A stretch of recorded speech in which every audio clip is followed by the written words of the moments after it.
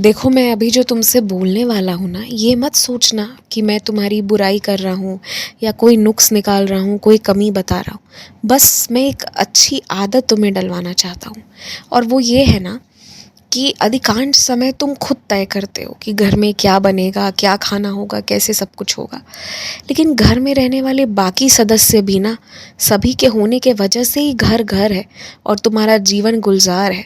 हर सदस्य, कोई ज़्यादा अच्छा है, कोई थोड़ा बुरा भी है, तो भी सबकी अपनी अपनी अहमियत है, अपनी अपनी बहुमूल्य जगह है तुम्हारे जीवन में, और किसी एक की कमी भी तुम्हें जीने नहीं देगी। तुम ये सब बातें जानते हो। तो अब इस चीज़ को समझो ना कि सारा फैसला तुम्हें खुद नहीं लेना चाहिए। जिसे जो पसंद है, हफ्ते में एक एक दिन सबके पसंद का भोजन बनना चाहिए।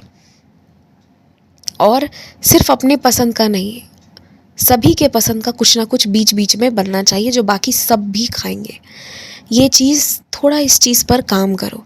सिर्फ अपने मन का चलाना, अपने मन के हिसाब से खाना खिलाना, ये तो तुम कर ही दे रहे हो और घर वाले भी इस चीज़ को स्वीकार लिए। लेकिन तुम भी ये बात जानते हो कि अगर दिन भर में कभी भी स्वादिष्ट भोजन खा लेते हो, कुछ अच्छा खाना तुम्हें मिल जाता है, तो कितने प्रसन्न रहते हो।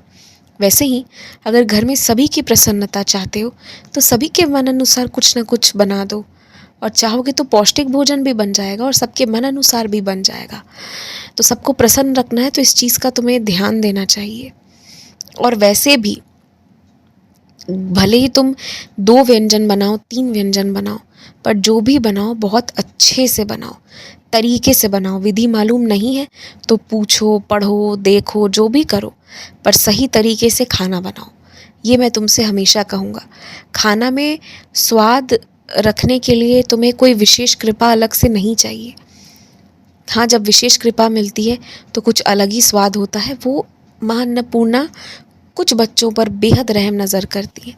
लेकिन फिर भी अगर तुम प्रेम से, तरीके से खाना बनाओगे, तो एक अच्छा स्वाद वाला व्यंजन, भोजन बनेगा ही। और वो तो बनना ही चाहिए। जब तुम खुद कुछ भी नहीं खा सकते, कैसा भी हो नहीं खा सकते, तो बाकियों को भी घर पे वैसी ही इच्छा होती होगी। ये चीज़ तुम्हें सोचना चाहिए। और बस आज मैं तुम्हें यही समझाना चाह रहा था। तुमने बहुत दिनों से किसी के मुक्ति की प्रार्थना मुझसे की है। हालांकि ये बहुत भारी होता है, लेकिन मैं ये भी जानता हूँ कि तुम्हारे लिए इस चीज़ का कोई भार नहीं है। तुमने मन को बहुत मजबूत किया हुआ है, और तब मजबूत करके तब तुम मुझसे कह रहे हो, किसी की मुक्ति के लिए प्रार्थना कर रहे हो। जो तुम्हारा काम है, तुम अपना काम जारी रखो। लेकिन जो व्यक्ति जब अपना लेखा जोखा लिखवा कर आया है और करके जाएगा, तभी वो जाएगा। तो मैं तुम्हें कोई संकेत नहीं दे रहा, मैं तुम्हें ये नहीं कह रहा कि ये हो ही जाएगा या ये नहीं ही होगा, पर मैं ये कह रहा हूँ कि व्याकुल इतना मत रहा करो। ये भी एक समय है, जीवन का एक पड़ाव है, ये भी आगे निकल जाएगा। इसीलिए इतना व्याकुल रहने की कोई आवश्यकता या कोई बहुत बड़ी बात नहीं है। घर के बूढ़े बुजुर्ग से लेकर बच्चों को, सभी को सिखाओ। और ये सिखाना बहुत ज़रूरी है कि ना, वो बूढ़े हैं या वो बच्चे हैं या शरीर साथ नहीं दे रहा है, ऐसा कोई भी बहाना, कोई भी लाचारी लेकर जीवन को उदासीनता से जीते हैं और कोई भी काम नहीं करना चाहते हैं, ये बहुत गलत है। सभी को थोड़े थोड़े काम करने दो, सभी को थोड़ा थोड़ा अपने जीवन को लेकर जिम्मेदार रहने दो।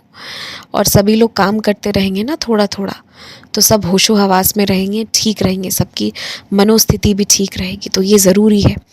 और हाँ, घर के सभी लोग को अनिवार्य रूप से ये समझा दो कि बिना जांचे परखे किसी के लिए दरवाज़ा नहीं खोलना है।